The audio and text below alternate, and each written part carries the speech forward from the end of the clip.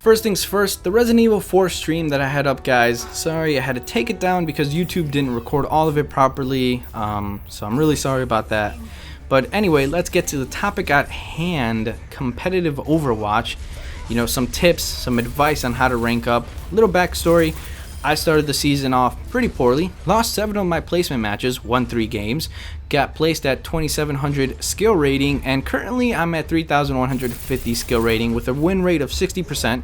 My record's 28-18 with the placement matches, and without it, I think it's like 25-11. I have 69% win ratio, and yeah, it's going pretty well. Currently I'm on a 9-win streak, so I want to give you guys a little bit of advice on how to win some games in competitive Overwatch, because lately when I've been streaming with my 9-win streak, I get some people asking, how are you winning so much? And I saw a comment that said luck, and while I got a little bit offended by that, because it's not really luck. There are some things you can do to help yourself win more in competitive Overwatch, and it's just 3 things that I've boiled it down to. I want to make it super simple, but I'm gonna go super in depth in it. Like, okay, first thing, right? A lot of people never critique themselves. I think critiquing yourself is one of the most important things you can do in this game. Now, why do I think that's important? Because I see a lot of comments. I see so many comments on other YouTube channels of people saying, oh, you know, I hate competitive, I get really bad teammates, blame. I blame it on my team, I blame it on the map, I blame it on everything else, I blame it on my internet, and they never really look at themselves. They never really say, maybe I'm at fault, maybe I am the bad player. And if you're not looking yourself as the bad player, you're not wanting to get better, and by critiquing yourself, you're actively wanting to make yourself better, right? You're not just saying, oh, I'm a shit player, I should probably stop playing. You're saying, oh, I'm actually being really bad right now, this is what I did wrong, and this is what I'm not going to do in the future. If you guys have watched my streams, you'll notice I do that sometimes. I play and I do something wrong and I'm like, well, maybe I shouldn't have used my ult there. That was actually really bad because I knew this other assault character was going to have their ult, and his ult is better after I use my ult, so I should have saved it because my ult can potentially stop his ult. So it's just little stuff like that. Or maybe I shouldn't have gone to the right. My team wasn't there. Why the hell did I go to the right if they all went left? It made no sense. Stuff like that. You need to critique yourself. You need to know that you're doing bad, and you need to say to yourself, that was actually a really bad play. I should not do that in the future, to really help yourself get better. Because if you're blaming everybody else and you're not even blaming yourself, that just means you're complacent. You should not want to be complacent. You should always strive to be better, even if you are the best player. The best player in Overwatch, you know, you're top of the rank. You should never be complacent. You should always want to be better. There's no reason for you to settle down and say, no, this is as good as I'm going to get. I can't get better. That's bullshit. You can always get better. Don't tie yourself down like that mentally, because if you do that, you're just going to perform that way. You know, you can go into the game, and if you have that mental attitude, it's not helpful at all. You need to be positive. You need to have a positive mentality. And if you guys have watched my stream, the way I do it, some people may not like, is I get very cocky. I get very, very cocky. I mean, hell, yesterday I was just saying, I'm the best Zenyatta in NA. I'm on fire. Woo, woo, you know, just cheering myself up. And, you know, some people may look at it and they think, wow, look at this cocky asshole. He's not even that good. Well, that may be true, but that's just the way I have to hype myself up. That's how I hype myself up mentally. You know, I just say, I need that mental edge. And a lot of people don't really look at that. Having a mental attitude like that in the game really does help out. And even if I am hyped up like that and I say I'm the best, I make note when I'm doing wrong, because I still want to get better. I may be the best in my head, but I know that I could be better. So I need to analyze when I'm not being the best, right? So that's really a big thing. You know, you just got to swallow your pride and you got to say, I'm not doing well. Another big thing is communication. All of my wins I can attribute to communicating. It just wins games. I never really used this a lot in Season 1, and I kind of regret it, but the thing is, you guys, go into your group chat, your team chat, or whatever it is, and talk with your teammates. Even if you're not going to talk with your teammates, which I don't recommend because you probably don't have a microphone then. If you don't have a microphone, I should actually don't play competitive Overwatch because communicating is really important.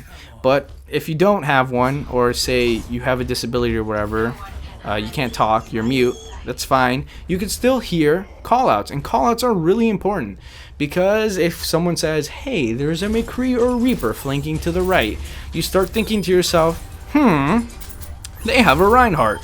The McCree could be shooting behind that Reinhardt. It would be better for him. Why is he going to the right? He might be looking to ult on you, so you're better ready for that. Just callouts help so much. Also, communicating is really good because it helps out with team composition. When you're deciding as a team what heroes to play, just don't insta-lock. Don't insta-lock. If you are going to insta-lock, at least still communicate with your team what you want to be later. Look at your team comp, make critiques, because that is very important. Your team composition is absolutely crucial, especially after the first fight. You'll notice what they have, and you guys need to say, well, okay, we have a Widowmaker, they have a Diva, and a Winston, and a Genji. This Widowmaker is going to get absolutely fucked by all those three heroes. Widowmaker, you should probably switch. That way, they'll be like, you know what? You're right. I'm going to switch, and blah, blah, blah. You know, sometimes they don't switch, and, well, I'll go back to the first point when people say, you know, I get bad teammates. It's not like I'm saying I don't believe you.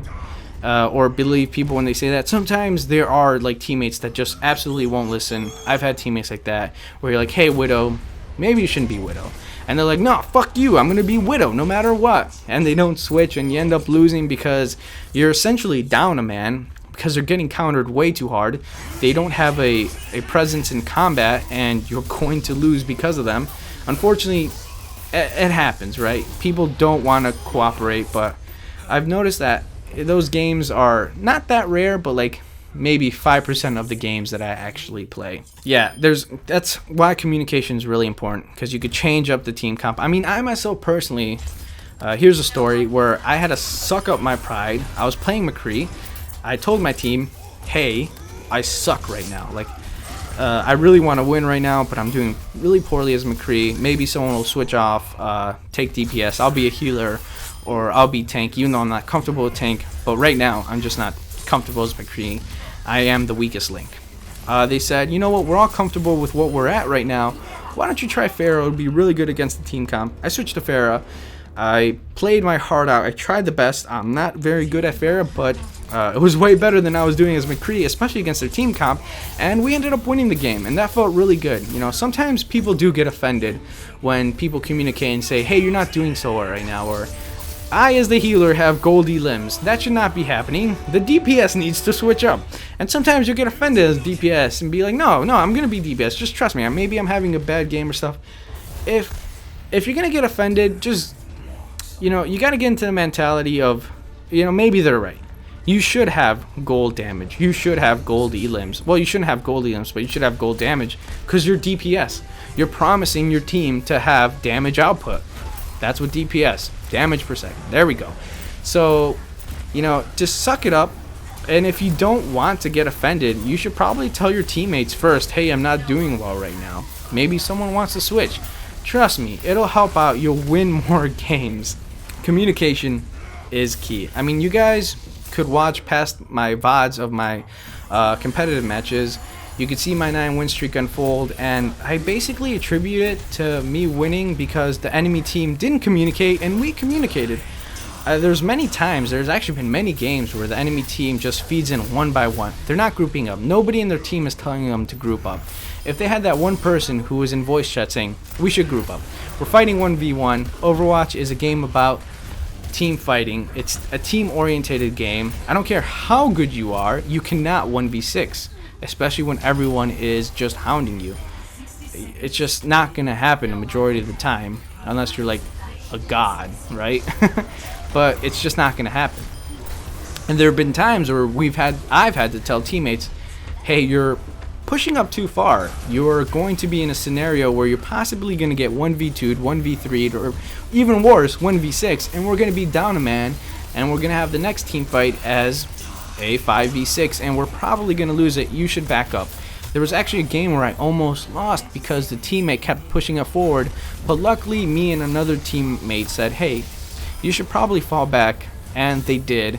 Luckily they weren't reluctant about it, but they understood that, yeah, they're probably gonna die. Well, honestly it was because they died one time up there. They got 1v6'd, and they're like, yeah, not gonna make that same mistake. But you could stop that mistake from ever happening just by talking with your teammates. Remember, Overwatch is a team game. That's why the group up little thing is there, because grouping up is very important. And one last piece of advice I like to give is play with other people. Now, I know this kind of sounds funny because I've been solo queuing this whole entire season too, but honestly, playing with other people is the best bet, because you'll know that person, you'll know that how that person plays, maybe you can synergize well, and honestly, when you solo queue, you never know what you're going to get. It's a mixed bag. It really is. You might get players that are playing by themselves and maybe they're just Hanzo mains. And another thing, don't be dedicated to one player, because you're not helping yourself out and you're not helping the team out. You just might get those players that are a bit of an oddball or just don't have mics, because I tend to find solo queue players tend not to have mics for some reason. Like I said earlier, if you don't have a mic, you probably shouldn't be playing competitive Overwatch. But just playing with another person can make it a lot better and make your time more enjoyable even if you are losing. So these are sort of, my advice on how to rank up in competitive Overwatch. There's no magic bullet. There's no secret key to winning.